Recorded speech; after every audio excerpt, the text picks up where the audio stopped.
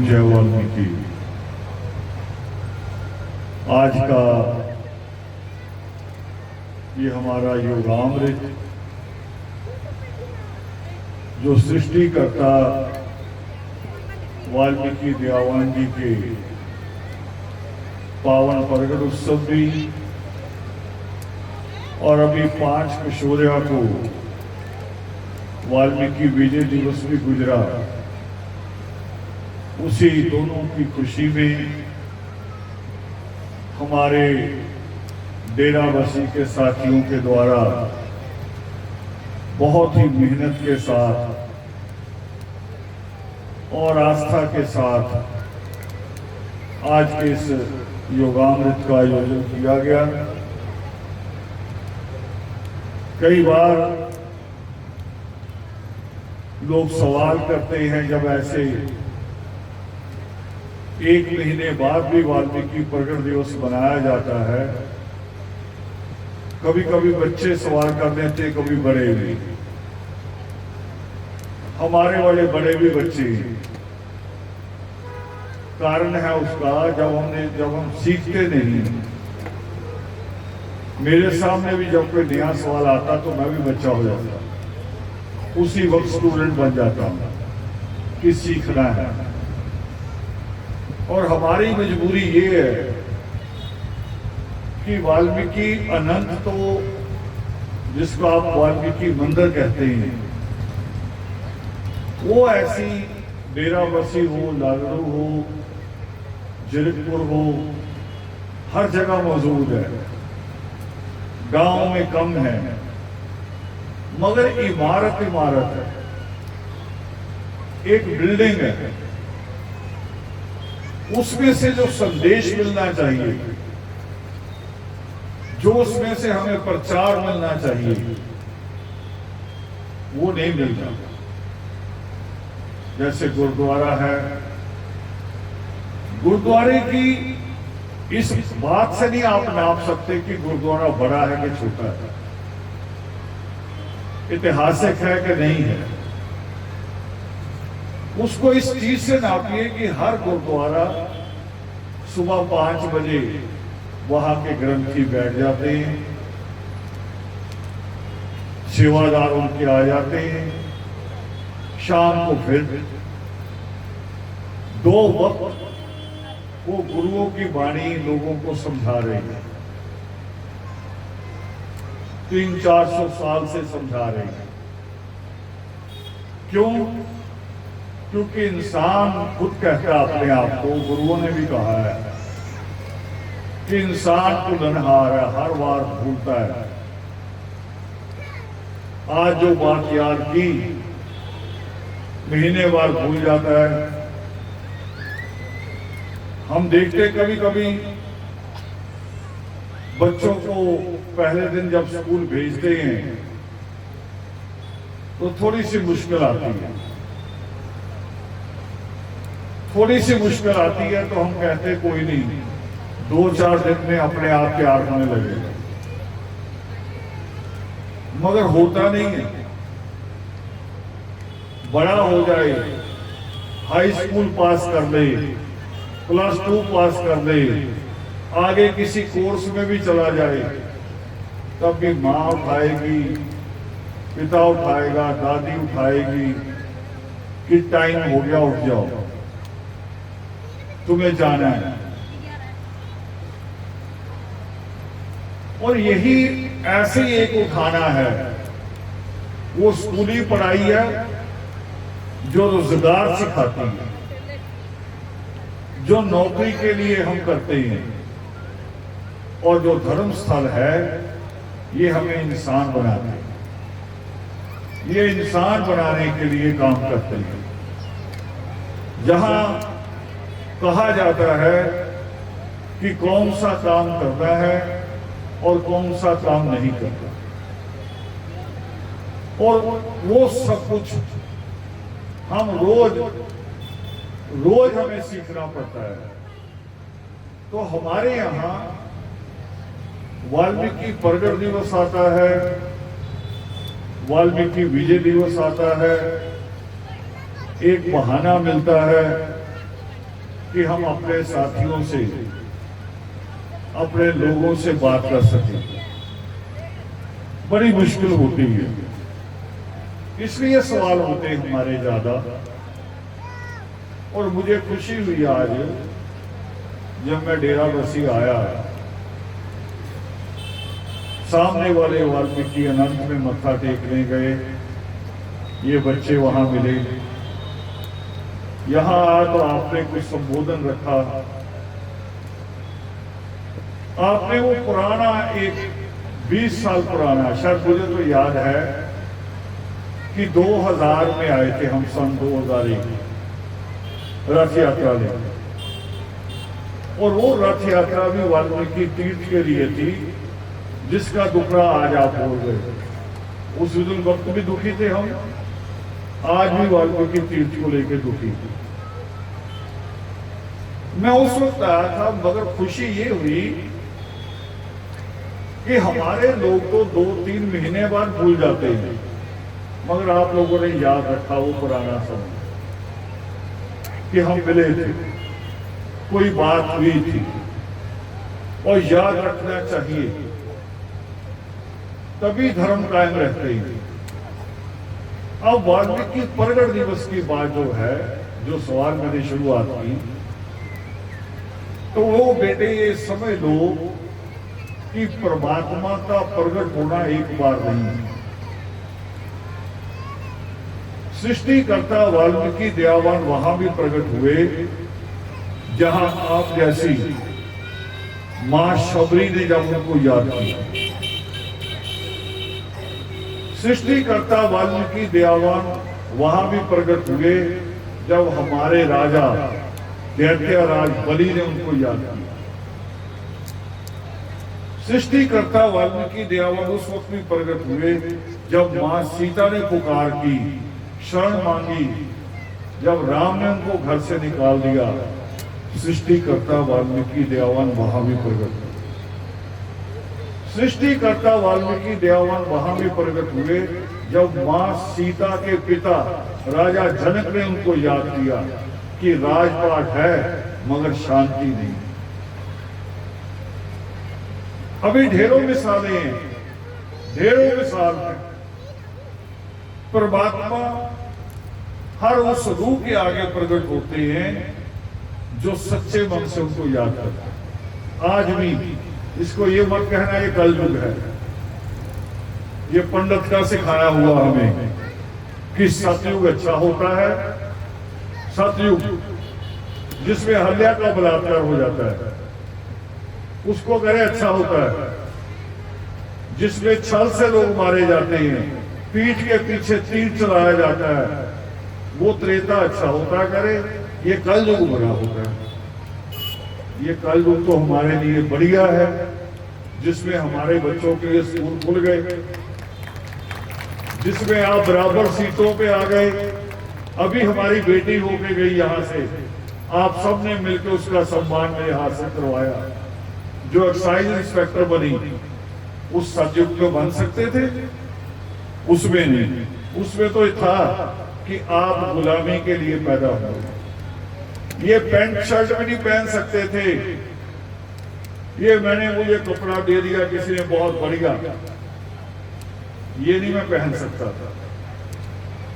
पीठ के पीछे झाड़ू बंधा होता था, आगे हंडिया लटकती थी कि थूकना है तो अपनी हंडिया में थूकना है, रोड पे नहीं थूकना। और आज अधिकार है ना आपको। आज अगर अन्याय हो जाए तो हम ये दिल्ली वाला रोड रोक सकते हैं, करते हैं ना जाम, कई बार आ जाते हैं प्रदर्शन करने। ये अधिकार किसने लेके दिया? बाबा साहब भीमराव अंबेडकर। और ये बाबा साहब भीमराव अंबेडकर से दूसरी मिसाल भी ले लो।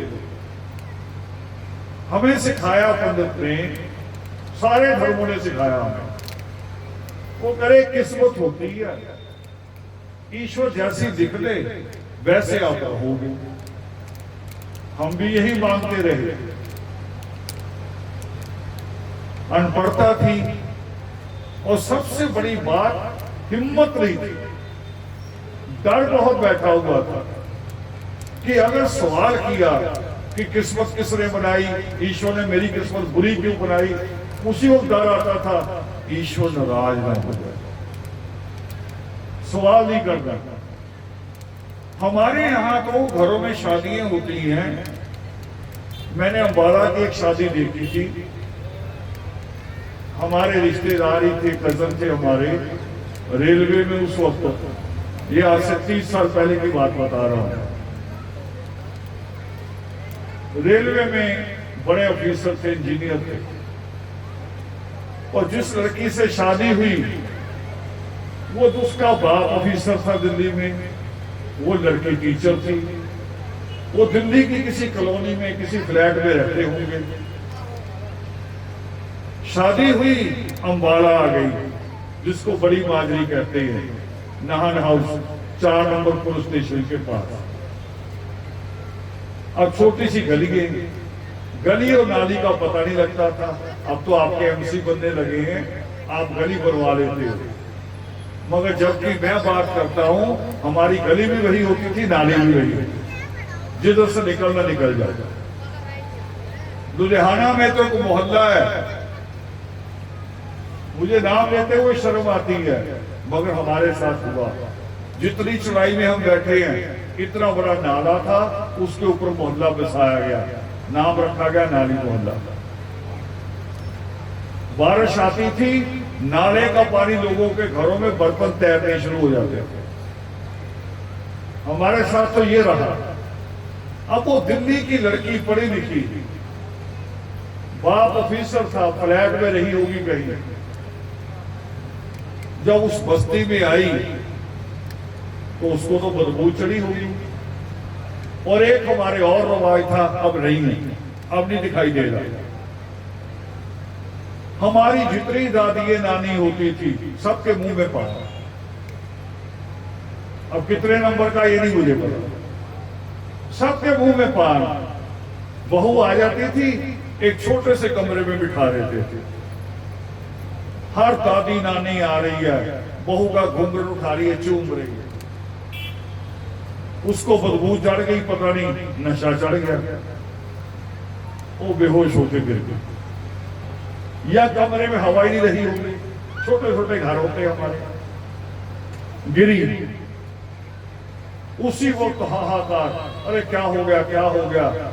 तो हमारी जो दादी नानी है, हमारे तो बच्चे अच्छे से स्कूल नहीं गए अभी तक भी, मगर उस वक्त की भी दादी नानी पीएचडी होती है। पीएचडी किसमें? वहम फैलाने में। वहम फैलाने में पीएचडी आज भी। उसी वक्त 2-3 एक्सपर्ट खड़ी हो गई, कह रहे याद करो कोई भूल चूक तो नहीं हो गई, कोई देवी नाराज हो गई हो, कोई पीर नाराज हो गया हो। भाई देवी और पीर हमसे क्यों नाराज होते? गरीब से, जिसकी ईमानदारी की कमाई, और गरीब कोई मंगलवार कोई वीरवार नहीं छोड़ता, चिराग में तेल डालता है, नंगे पैर जाते हैं कांवड़ देने। ये चारों तरफ दुकानें हैं, अभी यहां से उठ के इन दुकानदारों से पूछ लेना, कभी ये नंगे पांव गए हैं कांवड़ देने? फिर गरीब से देवी नाराज, जो नंगे पांव भी जा रहा है, जगराते भी करा रहा, कर्जा लेके 10-20 हजार रुपए का कर्जा लेके जगराते कराएगा, पीर की चद्दर चढ़ाएगा, उससे पीर नाराज। अभी 4-5 महीने पहले अंबानी के लड़के की शादी हुई है ना, देखा होगा ना मोबाइल में, टीवी में भी आया। अंबानी के लड़के की शादी, सारी रस्में दिखाई हैं उसमें, उसकी शेरवानी भी बताई कि कहां से सिल के आई, कितने लाख की बनी, हर चीज। एक अंग्रेज वहां लेडी गाना गाने के लिए आई, 7 करोड़ पड़ी, 70 करोड़ उसकी फीस उसने ली, वो भी मीडिया ने बताया। मगर किसी मीडिया में आया कि उनकी देवी नाराज होगी और उन्होंने सूअर काटा हो, किसी पीर का बकरा दिया हो, आया अभी तक? तो उसके गैंडे जैसा लड़का अभी भी ठीक है। कुछ भी नहीं हुआ। बताओ कुछ हुआ? ये गरीब का ही क्यों होता है? तो वो लड़का इंजीनियर था, वो भी पढ़ा लिखा था, वो उसी वक्त भागा हुआ आया, वो कह रहा चलो सब बाहर चलो, औरतें चलो निकलो। निकले ना औरतें, बड़ी जबरी निकाली। उसने अपनी बहन को बुलाया, कह रहा एक तरफ से पकड़ो। एक तरफ से उसने पकड़ा, बहू को उठाया, छत पे ले गया, थोड़ी हवा की जीत हो गई। डॉक्टर की भी जरूरत नहीं पड़ी। वो जो आपके मोहल्लों में सियाने होते हैं, भगत फूकते हैं, कह रहे फूक मार के ठीक कर दूंगा। वो कई बार प्रधानों के पास आ जाते हैं, कह रहे 3 महीने से तनख्वाह नहीं मिली, फिर फूक मार। लड़का कच्चा है, अभी पक्का नहीं हुआ, फिर फूक मार दे। फिर एमएलए के घर खड़े होते हैं जाके, भी बंदे पक्के करा दो। भगत भी खड़े होते हैं। यही चीज हम समझ नहीं। कोई किस्मत नहीं, कोई अच्छा और बुरा नहीं। बताओ ईश्वर की किसके साथ दुश्मनी है? किसी के साथ दुश्मनी? 2 हाथ मेरे पास है, 2 ही आपके पास है, 2 ही उनके पास है। जो आज कोई सीएम होगा पंजाब का, कोई हरियाणा का, 2 ही उसके पास है जो देश का राष्ट्रपति है। 2 ही उनके पास भी थे जिन्होंने 200 साल हमारे ऊपर राज किया अंग्रेजों ने। बताओ उनके हाथ में 3-4 थे? आपके घरों में तो चित्र लटकते ही है जिनके हाथ 6-6, 8-8 है, मगर जिन्होंने राज किए उनके हाथ कितने थे? 2 ही थे। ये आपको आपका वहम है, डर है। ये डर निकालो, यहां से सीखो। ये सृष्टिकर्ता वाल्मीकि देवाल की तरफ एक बार देखो। हमेशा उनके हाथ में क्या नजर आता है? क्या नजर आता है? जोर से बोलो, क्या नजर आता है? कलम नजर आता है। तो इसका मतलब कलम से कुछ लिख भी रहे होंगे। हमने वो लिखा, कभी खोजा भी क्या लिखा, उसमें हमारे लिए क्या लिखा? तो परमात्मा ने लिखा किस्मत के ऊपर, ऐसा सोचकर दुखी ना हो कि भाग्य का लिखा मिटाया नहीं जा सकता। क्या कहा परमात्मा ने? कि ऐसा सोच के दुखी ना हो कि भाग्य का लिखा मिटाया नहीं जा सकता। अब वापस आ रहा हूं बाबा साहब अम्बेडकर पे। बाबा साहब अम्बेडकर भी तो इसी देश में पैदा हुए ना, जहां किस्मत की बात होती थी। ओए, जहां पीरों फकीरों की बात होती थी, जहां बात बात पे कहते थे कि पहले कुछ चढ़ाओ फिर देवी खुश होगी। जैसे वो फिल्मों में दिखाते, गुंडे आते हफ्ता वसूली करते हैं, भी दुकान नहीं खुलने देंगे, पहले मुझे कुछ दे। हमने देवी देवता भी ऐसे समझ रखे, देवी देवता नहीं मानते। ये जो बीच का एजेंट है ना, जिसको आप भगत कहते हैं, जो वहां बैठा होता है, वो मोरपंख सा लेके ऐसे ऐसे करता रहता है, जो सुआ पढ़ पढ़ के देता रहता है, जो तवीज देता है, ये एजेंट कहते हैं, देवी देवता नहीं कहते। एजेंट। और बता रहा हूं एक, आप खुश भी होए, क्या हो रहा? खड़ा हो, खड़े हो जाओ, अभी मुर्गा बना दूंगा। एक और बात बता रहा हूं मैं अपने घर पे, ये नहीं कि हम उसमें से नहीं गुजरे। अनपढ़ता और अंधविश्वास हमारे यहां भी, तो मैंने देखा क्या, जहां से सीखा। वो जब कोई त्योहार आता था, दादी पाथियों की आग, गोबर से पाथी बनती ना, उसकी आग बना के और रख लेती थी, और फिर उसमें घी डालती थी, कभी देवी आएगी।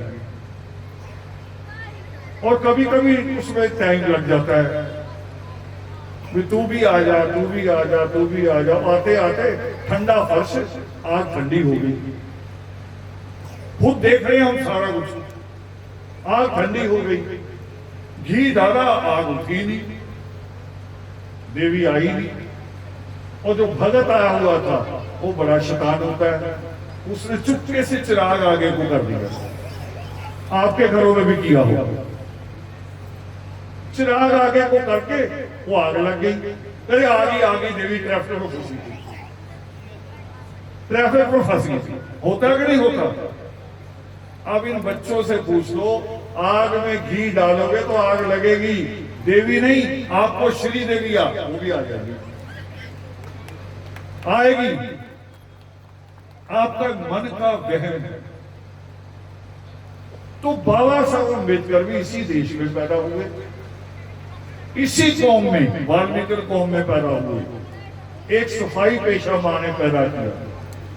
और बता दूं, जब बाबा साहब अम्बेडकर, शादी उनकी 10वीं क्लास के बाद हो गई थी,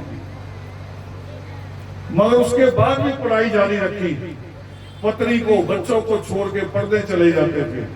उनकी पत्नी ने भी यही काम किया। मगर बाबा साहब अम्बेडकर ने एक चीज नहीं मानी कि किस्मत कोई होती है। वो कह रहे किस्मत खुद बनाएंगे। और कैसी किस्मत बनाई? जिस देश में हर कोई किस्मत किस्मत करता घूम रहा था, भाग्य भाग्य करता घूम रहा था, जब उस देश का भाग्य लिखने की बात आई, जब उस देश की किस्मत लिखने की बात आई कि ये देश कैसे चलेगा, इसकी किस्मत लिखो, तो किसके पास गया सारा देश? किसके पास? जोर से बोल दो। बाबा साहब भीमराव अंबेडकर के पास। सारा देश घुटने टेक के, वो जो इतने बड़े बड़े तिलक वाले थे, चोटी वाले थे, जो किस्मत किस्मत की बात कहते थे, जो मनुस्मृति की बात कहते थे, गोडे टेक कर, घुटने टेक कर बाबा साहब अम्बेडकर के आगे गए कि एक ऐसा संविधान बना दो जिसमें सारे धर्म, सारी जातियां, अलग अलग भाषा के लोग, अलग अलग पहरावे के लोग, अलग अलग खाने के लोग इकट्ठे रह सके। देखो किसने किया? जिसके ऊपर मनुस्मृति कहती थी कि तुम पढ़ नहीं सकते, उसने इस देश को पढ़ लिख के संविधान दिया। इसलिए बेटे, किस्मत कुछ नहीं है। सृष्टिकर्ता वाल्मीकि दयावान कहते हैं कि मेहनत सबसे बड़ी चीज है, पुरुषार्थ। और मेहनत करने में मेरी कौम कमजोर नहीं है, और मेरी कौम की मेहनत बेईमानी वाली भी नहीं है, उसमें एक पैसे की भी बेईमानी नहीं है। बल्कि आम मजदूर को तो कहा जाता है कि पसीने की कमाई। मेरी कौम की कमाई तो खून की भी होती है। कई बार हमारा नौजवान सीवर में जिंदा उतरता है, बाहर जिंदा नहीं आता। आती ना खबरें ये, वो खून की कमाई है। बरसातों से पहले नाले साफ कराए जाते हैं, ठेके पे लेबर रखी जाती है। मगर दिखा दो कभी मुझे कि उनको बड़े शूज पहनाए गए, भी नाले में उतरना है, कांच भी होगा, कील भी होगी, तेजाब भी होगा। दिया जाता कुछ हमारे नौजवानों को?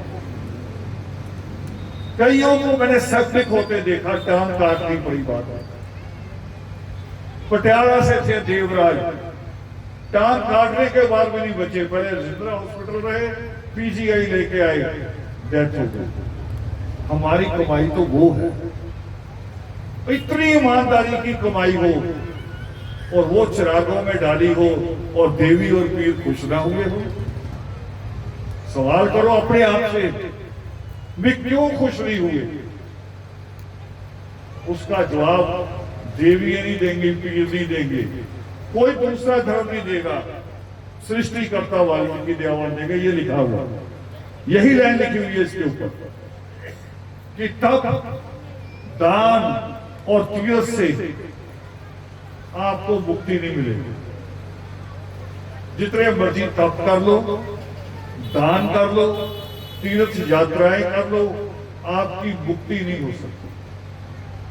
अब इसका मिसाल ले लो, हम वाल्मीकि तीर्थ जाएंगे अगर डेरा बस्ती के लोग, और भी गांव के कई लोग आए हैं, कुराला से, कई जगह से। अगर हम जाना चाहें तो साल में कितनी बार जा सकते हैं? एक बार, 2 बार, बहुत ज्यादा लगा लो 4 बार। मगर एक बस जो जाई तीर्थ रही है रोज, उसका रूट तीर्थ का है, उसका ड्राइवर और कंडक्टर तो रोज जा रहे हैं। फिर तीर्थ आपके ज्यादा हुए तो उनके तीर्थ किसके ज्यादा हुए? फिर तो उनके हो गए। मगर ना वो तीर्थ जा रहे हैं ना आप तीर्थ जा रहे हैं, दोनों नहीं जा रहे। आपसे आगे आपका स्वार्थ चलता पहले भी, तीर्थ नहीं जा रहे, एक लिस्ट लेके चलते मन में भी, जाते ही ईश्वर को कहना कि ये रे 5 रुपये उठा और लड़के को नौकरी लगवा देना, तो अगली बार आके 101 ले लेंगे। बताओ ये लिस्ट होती कि नहीं होती? हमारी आस्था सच्ची नहीं उधर को जाने की। मगर मां सीता जब गई थी कोई लिस्ट नहीं थी, उसके दिमाग में यह था कि ईश्वर का द्वार है, इससे बड़ा द्वार नहीं। उसने अपने बाप के महल को नहीं खोजा, वो परमात्मा के चरणों में।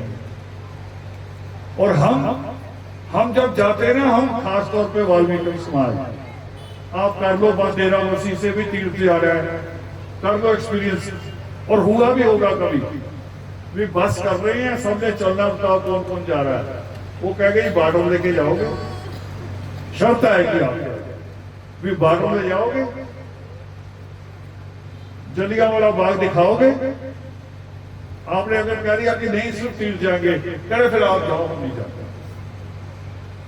हमारे लोग तो इतना, हमारा दिमाग अनपढ़ता मूर्खता है कि जब डेथ हो जाती है ना किसी की, उसकी अस्थियां लेके जाते हरिद्वार, उसमें भी नकली रिश्तेदार तैयार हो जाते हैं, नकली। वो कह रहे गाड़ी की है, वो कह रहे मेरा बड़ा प्यार था, मैं भी साथ जाऊंगा। उसे पता किराया तो लगना नहीं, रोटी भी ये खिलाएंगे। और मैंने किसी को हरिद्वार जाते अस्थियां उतारते हुए सिर्फ एक परिवार, जिस परिवार का वो जीव है, उसको छोड़ के बाकी किसी रिश्तेदारों को रोते हुए नहीं देखे। उन्होंने जल्दी जल्दी चढ़ाओ, फिर वो 7 मंजिल वाला भारत माता मंदिर वो भी देखना है, लक्ष्मण झूला भी देखना है। मरने पे भी ये करते हैं हम, बता दो अगर नहीं करते। ये तोड़ना है, अपनी निष्ठा साफ करनी है, ईमानदारी। अगर स्कूल गए हैं तो फिर सिर्फ स्कूल गए हैं, और अगर सिनेमा गए हो तो केवल सिनेमा गए हो। सिनेमा में जाके कभी स्कूल की बात की? तो मंदिर में भी जब आओ तो फिर दूसरी बात नहीं होगी। फिर परमात्मा के चरणों में ध्यान होना चाहिए। तो अगली लाइन में क्या है परमात्मा की, कि अगर तप और दान से, तीर्थ से आपको मुक्ति नहीं मिलेगी तो मिलेगी किससे? सृष्टिकर्ता वाल्मीकि दयावान कहते हैं ज्ञान से मुक्ति मिलेगी, जो बाबा साहब अम्बेडकर ने प्राप्त किया, ज्ञान से।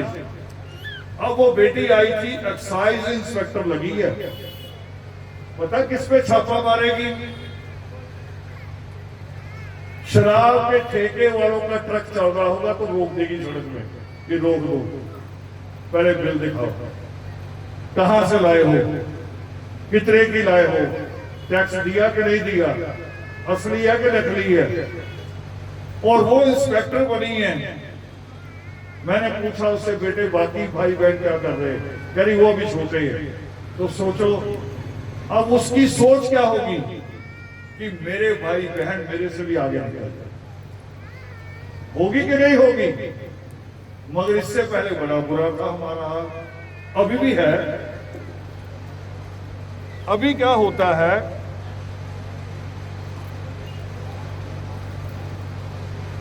मेरी बात सुन के या कोई अच्छा ख्याल कहीं से और आ जाएगा। अगर बाप ने जाके बच्चे को डांट दिया, और बच्चा भी कौन सा, किसको डांटना पड़ता है? लड़कियों को नहीं, इधर वालों को डांटना पड़ता है, लड़कों को।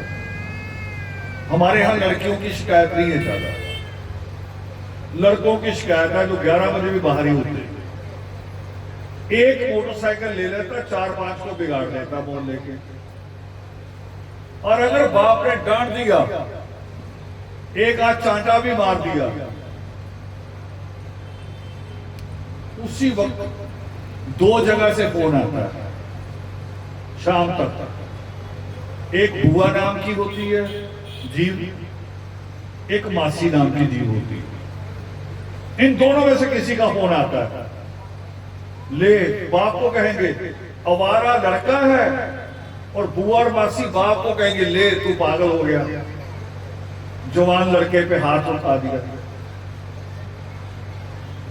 तेरे से रोटी नहीं खिलाई जाती, मेरे पास भेज दे। और बच्चा बड़ा ही खुश होता है, इधर ही बैठे होंगे, बहुत खुश होता है। वो सोचता है बुआ नहीं है, मासी नहीं है, ये रब है।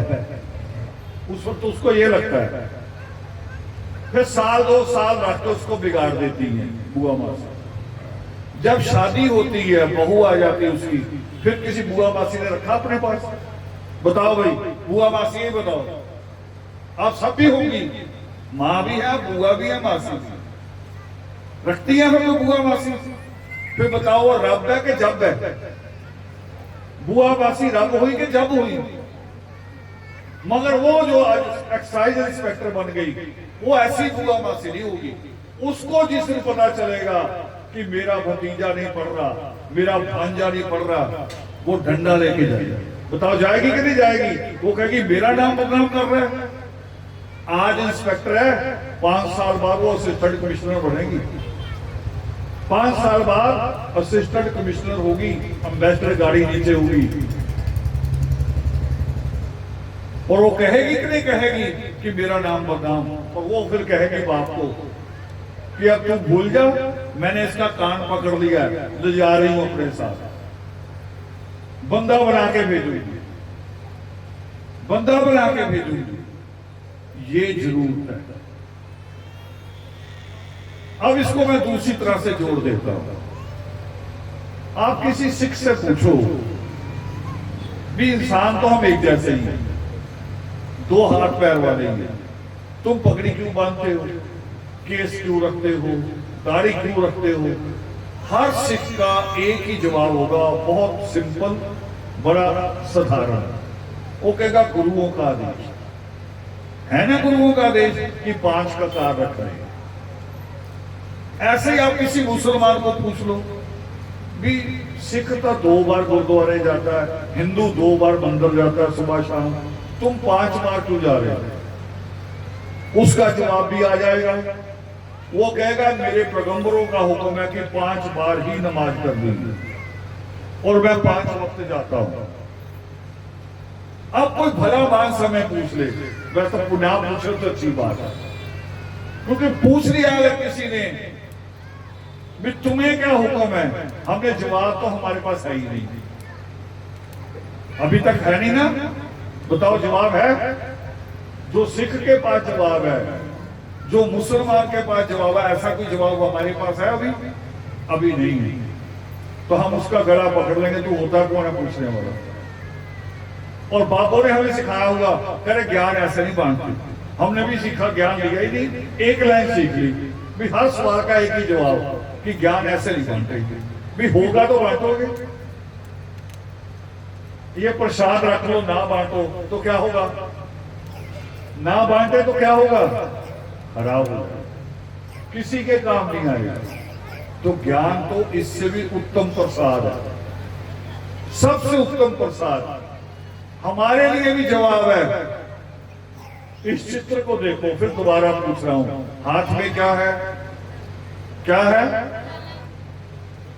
और हम नारा लगाते हैं, गर्व से कहो, जोर से बोल दो जवाब, गर्व से कहो।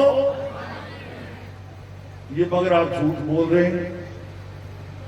गर्व से कहो हम वाल्मीकि हैं, ये तब तक झूठ है जब तक आपका बच्चा स्कूल नहीं जा रहा, जब तक आपके जीवन में कलम नहीं आती, तब तक ये झूठ। आपके अपने आप के साथ भी झूठ है, ईश्वर के साथ भी झूठ।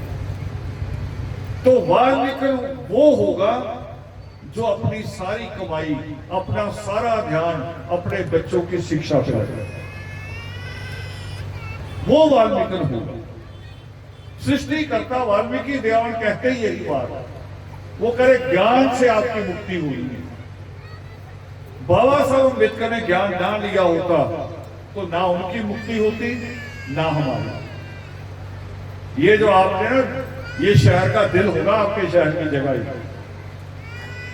ये जिस अधिकार से आप यहां बैठे हैं वो बाबा साहब अम्बेडकर ने लेके दिया।